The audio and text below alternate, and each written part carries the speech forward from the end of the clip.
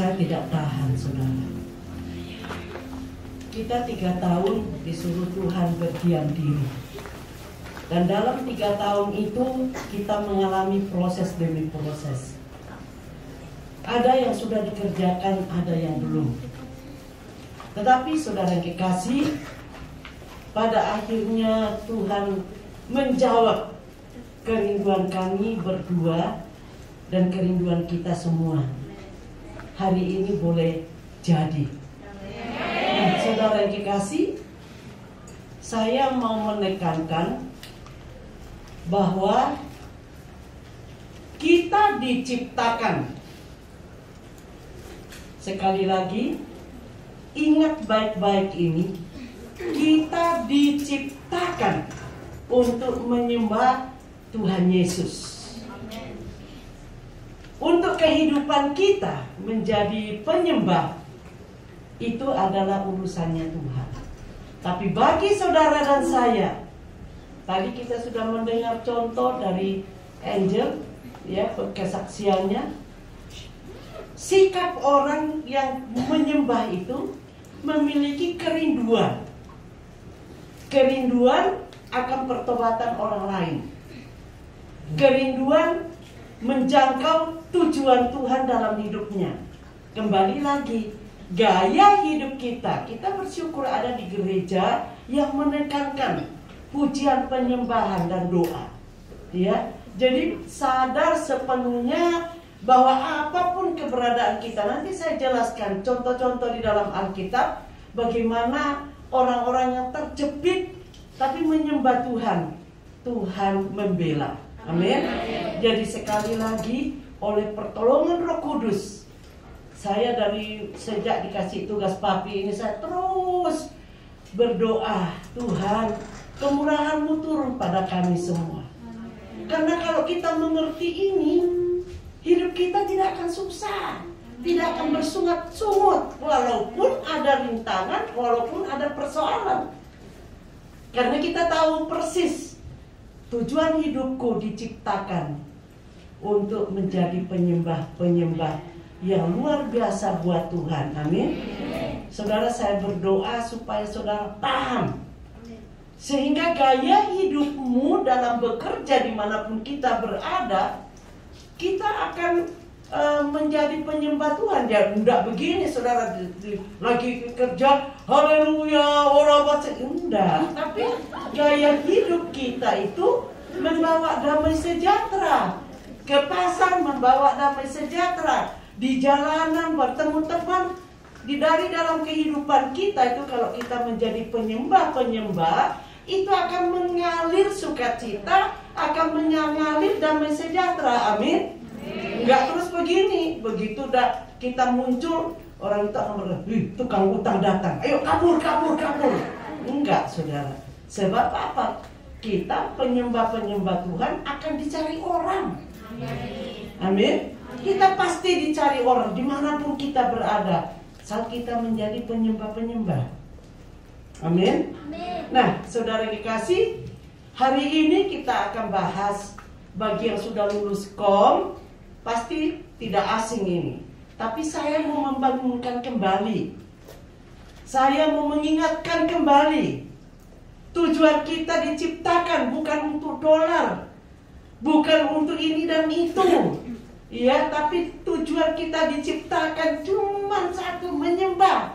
Kalau kita menyembah Tuhan, kita berdoa memuji Tuhan, saudara, urusan perut kita itu Tuhan yang atur. Yang tadi kita sudah saksikan, ada banyak teman-teman yang sakit, tetapi puji Tuhan majikannya campur tangan. Itu karena apa? Karena Tuhan yang menggerakkan mereka, bukan karena kita baik. Amin.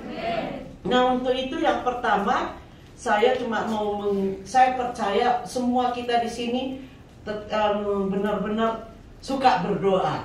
Pasal 18 ayat 1 di situ berkata, Yesus mengatakan suatu perumpamaan kepada mereka untuk menegaskan bahwa mereka harus selalu berdoa dengan tidak jemu-jemu. Jadi jangan ada yang jemu dalam berdoa. Kalau saudara sudah jemu, mintalah kasih Bapa. Setiap pagi minta dipenuhi kasih Bapa, supaya itu mendorong kita, karena doa itu mendorong kita untuk bertemu dengan Bapa di surga, Bapa kita. Amin. Bangga tak saudara punya Bapa yang penuh kuasa? Iya. Nah, jadi saudara, doa tak jemu-jemu ini itu adalah pola hubungan Allah mau mengkomunikasikan isi hatinya kepada kita melalui doa. Nah, bagaimana Allah mau menyampaikan kekuatannya, mau menyampaikan isi hatinya kalau kita sudah ngeleprek, enggak doa? Ya, kadang-kadang doa, makasih Tuhan untuk makanan ini. Jangan tiru anak kecil tadi. Anak kecil tuh saudara coba lihat. Ya, Tuhan, saya mau makan, itu doa laporan. Ya, tapi bagi saudara yang sudah dewasa, tua-tua begini, masa mau tidur kayak begitu? Itu kan anak kecil. Ya, nah, saudara perlu ingat, ya, melalui doa, kehidupan kita terhubung dengan sumber kehidupan, yaitu Tuhan Yesus. Melalui doa, tidak ada jalan lain. Jangan pakai ini, menghubungi ini, itu jangan. Pokoknya melalui doa, saudara terhubung dengan sumber segala sumber berkat, sumber damai sejahtera, sumber sukacita. Saya hari-hari ini Tuhan ingatkan, jangan cuma mengejar berkat secara materi, karena itu akan ditinggal semua. Sekaya apapun juga saudara, ya saudara cuma ditemenin. Kalau kita kan masih ada papan kiri, kanan, bawah, atas, kepala, bawah untuk ditutup, iya kan? Tapi kalau orang lain kan, kepercayaan lain kan, apalagi yang dibakar loh, ngerti kamu? Nah, jadi saudara kekasih, kemudian melalui doa, dalam berdoa kita menghadap dan tempat kita curhat. Satu-satunya itu saudara. Daripada saudara curhat melalui WhatsApp pada temanmu, WhatsAppmu dikirim ke sana kemari, tiba ini, ternyata itu ini, wah tersebarlah saudara inimu, ya, curhatmu kepada teman. Tapi kalau curhat ke hadapan Tuhan, Tuhan akan kelola itu, ya, seperti ditampung seperti pemazmur bilang, air mata kita ditampung di kirbatnya, lalu dikelola menjadi kemenangan. Amin. Itu sebabnya jangan jemu-jemu. Curhat, jangan curhat. Kalau saudara curhat kepada orang lain, belum ada teman saya berkata begini, Nah, aku mulai sekarang gak mau percaya sama hamba Tuhan. Karena apa yang aku curhatkan itu, ngomongkan kemana-mana. Terus saya bilang gini, makanya jangan curhat kepada manusia, curhatlah kepada Tuhan Yesus. Dia lalu tanya, apa dia ini? Oh, belum juga tumbuh di hatimu, dia sudah tahu kok. Oh gitu ya. Jadi tidak usah kecewa, ampuni mereka, doakan mereka yang sudah ngember ya. Nah, saudara, kita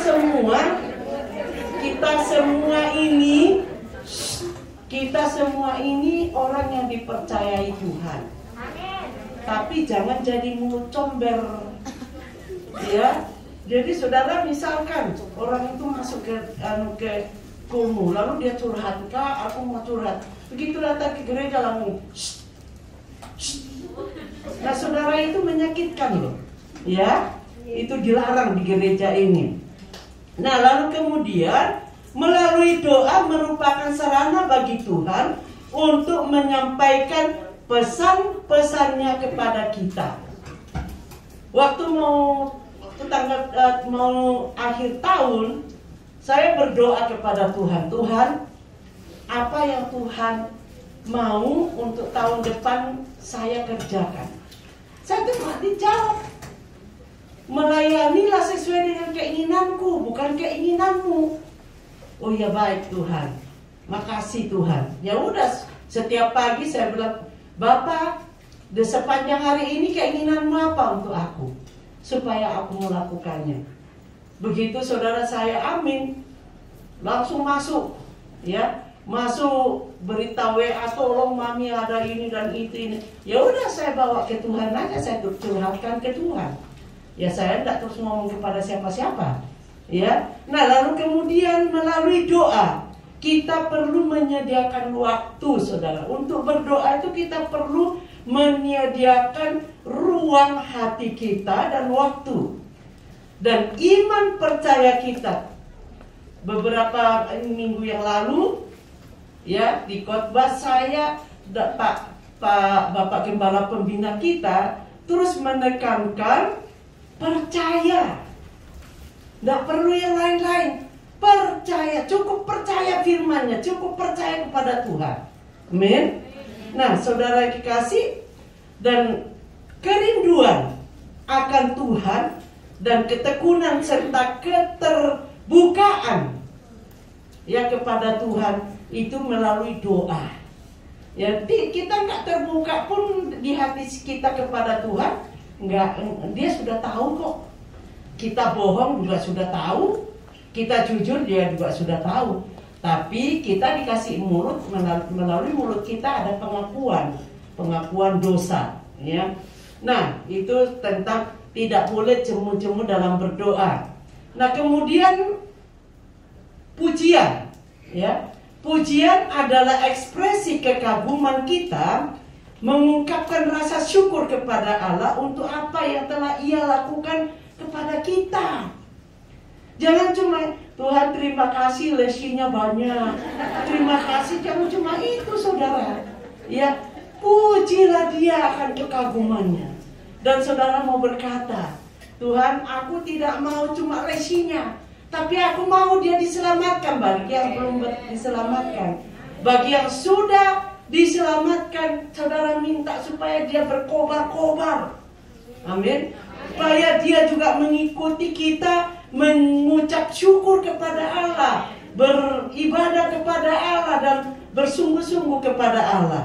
Nah, Mazmur pasal 22 ayat 4, dasar firman-Nya untuk pujian. Padahal engkau yang kudus, yang bersemayam di atas puji-pujian orang Israel. Jadi saudara, doa, pujian, dan penyembahannya, selanjutnya saya bahas, penyembahan adalah salah satu aktivitas rohani yang tidak bisa dipisahkan dalam kehidupan kekristenan kita. Alkitab menunjukkan doa, pujian, penyembahan merupakan hal yang penting, ya, dalam ibadah, baik dalam perjanjian lama maupun dalam perjanjian baru. Jadi saudara dikasih, doa, pujian, penyembahan itu merupakan, ya, sesuatu yang penting di dalam kehidupan kita. Ya, saudara, itu yang harus kita perhatikan.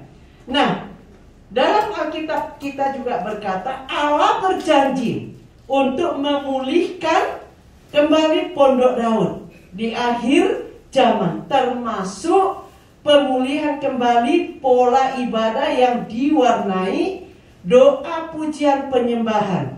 Saudara dikasih, waktu saya baru bertobat, saya ini sampai sekarang pun masih, saudara, itu saya itu setiap hari ya naik sepeda, naik Vespa, terus rengang-rengang Tuhan. Wah, saya membayangkan hadirat Tuhan dalam hidup saya. Dan saudara, saya suka curhat. Waktu itu papi belum lahir baru, ya, belum lahir baru. Jadi saya cuma curhat di Vespa, di kamar, dimanapun saya berada. Tuhan, aku minta, Tuhan, perbaharuilah suamiku. Tuhan, bukan untuk aku semata-mata, tapi untuk Engkau, Tuhan, sehingga dia bisa masuk dalam rencanamu. Jadi semua saya utarakan kepada Tuhan. Jadilah sesuai keinginan Tuhan. Dan Tuhan mampu. Ya, saya enggak terus ngomong ini dan itu, tapi saya cuma aku bersyukur buat suamiku, Tuhan. Aku bersyukur buat kedua anakku. Aku bersyukur, terus bersyukur kepada Tuhan. Ya, jadi itu mengenai pujian. Singkat aja karena saudara semua sudah lulus kom kan. Nah, kemudian penyembahan, ya. Penyembahan adalah ekspresi penuh kasih.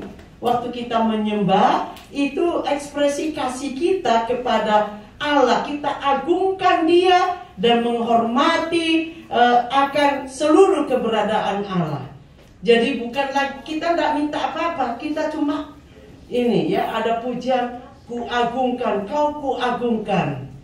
Ya, itu pujian yang luar biasa. Dulu kalau di Surabaya sudah mulai dinyanyikan itu, aduh hati saya itu hancur. Saya bilang, iya aku kagum akan Engkau Tuhan, aku kagum. Bukan karena apa yang Dia lakukan, tapi memang Dia adalah pribadi yang perlu dikagumi, yang perlu dihormati, yang perlu ya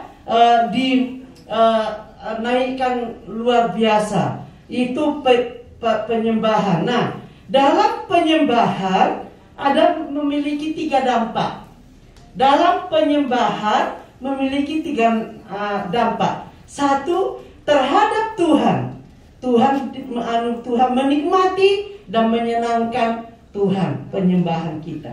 Ya, jadi waktu kita menyembah, memuji, percaya bahwa Tuhan menikmati kekagumanmu, penghormatanmu kepada Dia. Amin. Saudara bisa, kalau sebenarnya saya mau membayangkan bagaimana prakteknya, tapi karena waktunya jadi tidak ada. Saudara sudah menikmati di ibadah. Itu sebabnya kenapa ada kita angkat tangan, kita rabata kaya rabasika, oh kami kagum akan Engkau. Mulai saudara cari di Mazmur akan kekaguman saudara kepada Tuhan. Cari di Mazmur, ada tuh semua saudara. Nah, lalu kemudian di 2 Tawari 20 ayat 22, ketika mereka mulai bersorak-sorai dan menyanyikan nyanyian pujian, dibuat Tuhanlah penghadangan terhadap Bani Amon dan Moab dan orang-orang dari pegunungan Seir yang hendak menyerang Yehuda, sehingga mereka terpukul kalah. Saudara kekasih, persoalan kita itu diselesaikan Tuhan di dalam pujian penyembahan, mengagungkan Dia. Amin. Kalau kita sering mengagungkan Tuhan di dalam rumah-rumah majikan, niscaya saudara, sebentar lagi majikanmu pasti senang karena melihat saudara punya gaya pujian penyembahan. Mereka otomatis akan tertarik. Ini cece satu ini beda dengan cece yang lain. Kok kenapa? Sejak cece ini ada di sini kok damai di rumah ini. Amin. Itu pasti karena dampak daripada pujian penyembahan kita. Nah, lalu kemudian tadi saya singgung ya, terhadap Tuhan. Penyembahan memiliki 3 dampak. 1 terhadap Tuhan, 2 terhadap diri sendiri. Kita membangun dan menguatkan. Kita dikuatkan, kita dibangun. Kita menjadi sorak-sorai, kita menjadi on fire. Ya, itu sebabnya saya selalu mendengungkan on fire, saudara. Nah, lalu kemudian penyembahan dampak yang ketiga adalah terhadap pihak lain, terhadap kuasa kegelapan, terhadap jiwa-jiwa lingkungan dan lain-lain.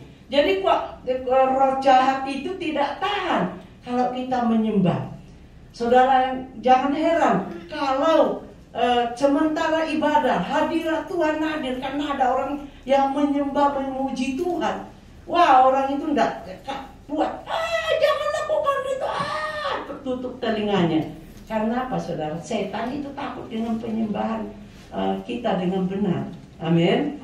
Nah, kita selanjutnya penyembahan yang penuh semangat dan gairah. Jadi jangan cuma di sini kita on fire.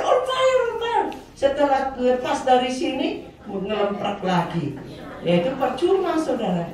Jadi on fire baik di gereja, di jalan, dimanapun. Bukan saudara teriak-teriak di jalan on fire.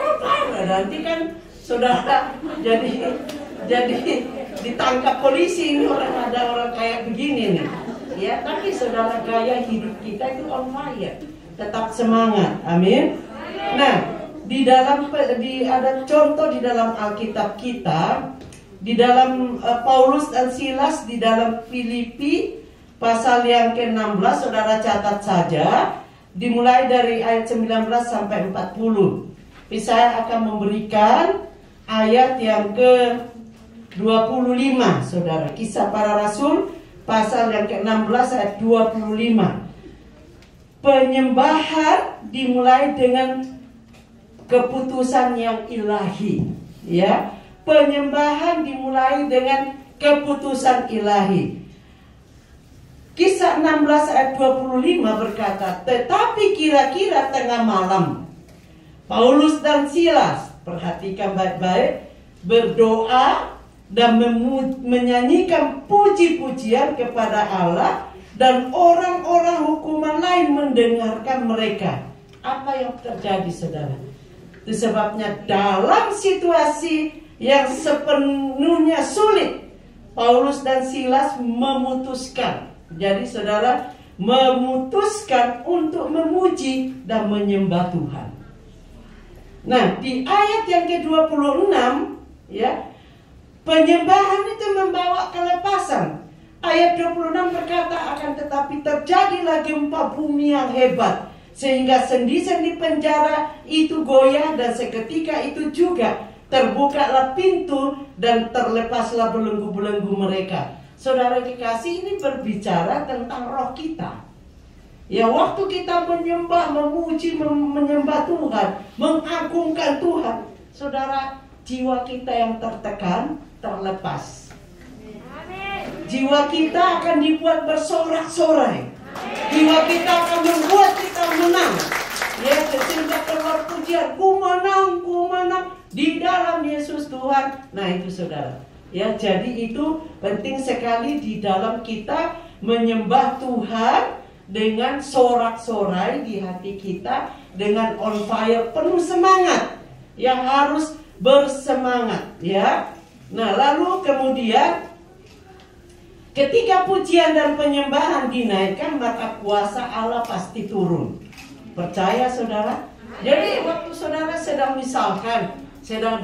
ada yang lapor sama saya begini. Tahun lalu dia cuma dapat lesi cepet. Tahu cepet? Euro cepet?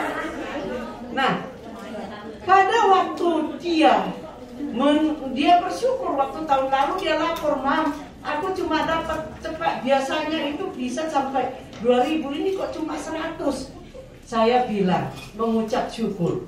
Pujilah Tuhan, agungkanlah Allah.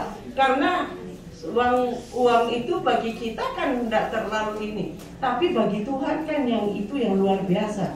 Nah, saudara kekasih, lalu tahun ini dia lapor lagi, Mam, puji Tuhan, Tuhan itu luar biasa. Karena saya mengucap syukur, kemarin waktu dapat lesi, isinya 1000, saudara. Berapa kali lipat? Berapa kali lipat? Nah, itu yang dibuat Tuhan. Amin. Jadi saudara jangan mikir soal apa yang akan dilakukan. Tuhan itu kalau kita sedang menghadapi hal yang terpuruk sekalipun, Tuhan itu mau lihat hati kita. Masihkah engkau mengagungkan aku? Masihkah engkau percaya kepadaku? Masihkah engkau menyembah aku? Amin. Nah, saudara kasih, lalu hari ini kita lihat, ya. Jadi pada hari ini kita dalam pujian penyembahan dan doa itu menyambut Roh Kudus. Ya, menyambut Roh Kudus di dalam kehidupan kita. Kalau saya sudah tidak bisa berdoa, ngomong apa-apa, saya cuma bahasa roh aja. Saya angkat tanganku, raba ya raba sika raba ndak, udah jam-jam saya cuma berdoa bahasa roh aja. Karena roh itulah yang akan menyampaikan keluhan-keluhan yang tidak terucapkan dari hati kita.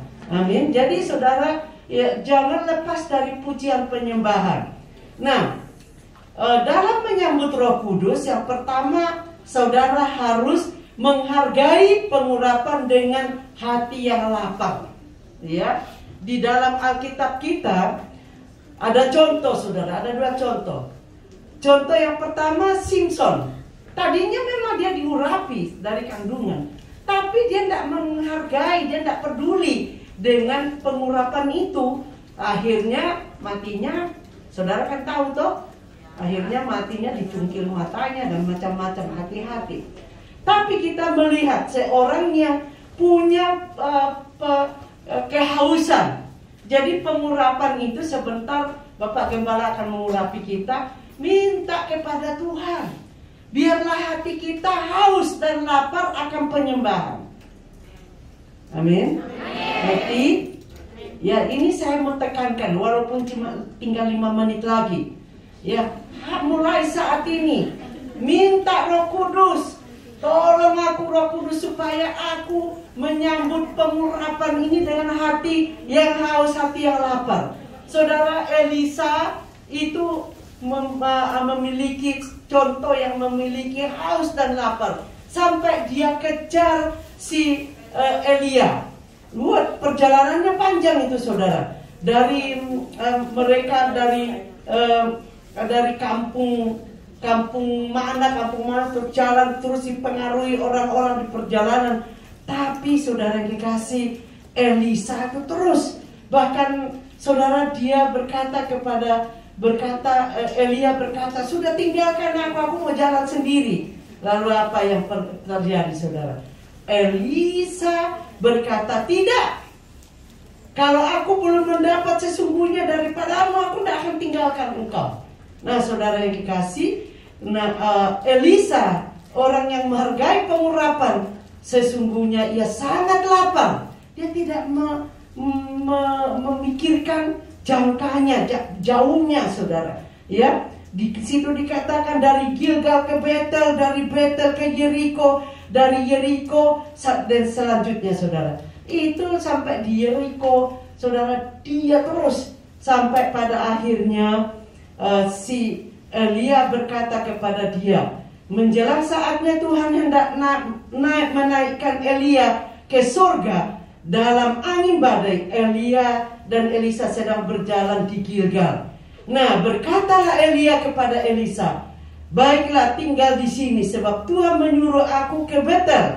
Tetapi Elisa menjawab, demi Tuhan yang hidup dan demi hidupmu sendiri, sesungguhnya. Jadi saudara, dia terus mengejar. Dan kemudian sampai ayat 9 dikatakan, sesudah mereka sampai di seberang, berkatalah Elia kepada Elisa, mintalah apa yang hendak kulakukan padamu sebelum aku terangkat daripadamu. Jawab Elisa, biarlah kiranya aku mendapat 2 bagian dari rohmu. Berkatalah Elia, yang kau minta itu sukar, tetapi jika engkau dapat melihat aku terangkat daripadamu, akan terjadilah padamu seperti yang demikian, dan juga jika tidak akan terjadi. Nah, sedang mereka berjalan terus sambil berkata-kata, tiba-tiba datanglah kereta api dengan kuda berapi memisahkan keduanya. Lalu naiklah Elia ke surga dalam badai. Jadi saudara tidak akan meninggalkan, kalau tidak, karena orang yang haus, kalau belum mencapai, jangan tinggalkan hadirat Tuhan. Waktu saat teduh, kalau belum saudara dapat sesuatu dalam saat teduh, jangan tinggalkan. Terus, ya bertalu-talu, berdoa dengan tidak jemu-jemu. Bapak, aku belum dapat, aku sepanjang hari ini nggak bisa berbuat apa-apa tanpa kuasa daripadamu, tanpa apa yang Tuhan aku rindukan. Aku butuh pengurapanmu. Jadi dengan haus, dengan lapar, ya kita datang, kita taat. Saudara, waktu saya baru bertobat, lahir baru, saudara. Saya itu kan kerja. Jadi malam saya kerja, dan persekutuan doa itu menjamur di Surabaya. Pokoknya kalau saya dengar hamba Tuhan ini diurapi Tuhan secara luar, saya kejar pakai Vespa, saudara. Ya, saya kemasangan kemarin, Tuhan aku butuh itu, Tuhan aku butuh itu. Aku butuh pengurapan Tuhan, supaya membuat aku di rumah doa pujian penyembahan sudah aku lakukan, tapi aku lebih-lebih lagi pengurapan. Jadi saudara, nggak apa-apa, saya berjuang. Ada yang kita perlu berjuang. Ya, jadi kalau ada halangan di jalanan, mau datang ke gereja mau dengan haus, karena di sini pemimpin puja mempersiapkan diri untuk pengurapan dalam pujian, penyembahan dan doa lebih dalam firman. Kadang itu Tuhan izinkan, Tuhan pertemukan kita orang yang mengajak kita, nah ke gereja kan tiap minggu, ini kan ada ini. Nah kita mulai tergoda. Jangan mau tergoda, saudara. Kalau saudara, saya berikan contoh begini. Waktu itu saudara saya mau pergi ke persekutuan doa, ibadah. Tiba-tiba ada Laura panas. Saya mau berangkat dulu, panas. Tapi Roh Kudus bilang pergi. Saudara, kalau itu pasti akan dapat sesuatu. Dan akhirnya saya terjang. Saya bilang sama mbaknya, ini jaga ya sebentar, saya tak pergi sebentar. Jadi saudara, saya sampai di sana, pujian penyembahan, saya mengalami hati yang haus, yang lapar, yang belum pernah terjadi dalam hidup saya. Itu sebabnya kalau datang ibadah jangan biasa-biasa. Bawa hatimu yang haus dan lapar kepada Tuhan, sehingga saudara tiap ibadah pasti ada sesuatu yang baru yang Tuhan berikan kepada kita. Kesamaan untuk Tuhan Yesus. Dan waktu saya pulang, adik Laura sudah tidak apa-apa, sudah mainan, sudah riang gembira.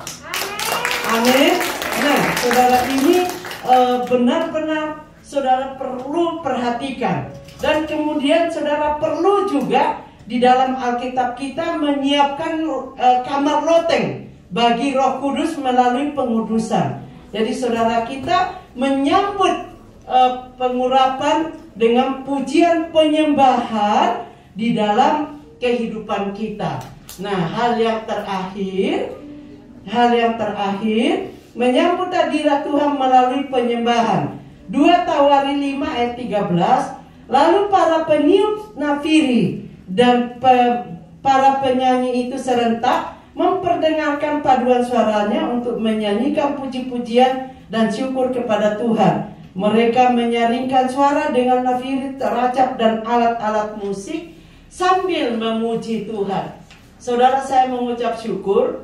Tadi pagi sebenarnya saya mau WA Roma, suruh bawa sangkakala saya, karena ada di dia satu, ada di rumah satu.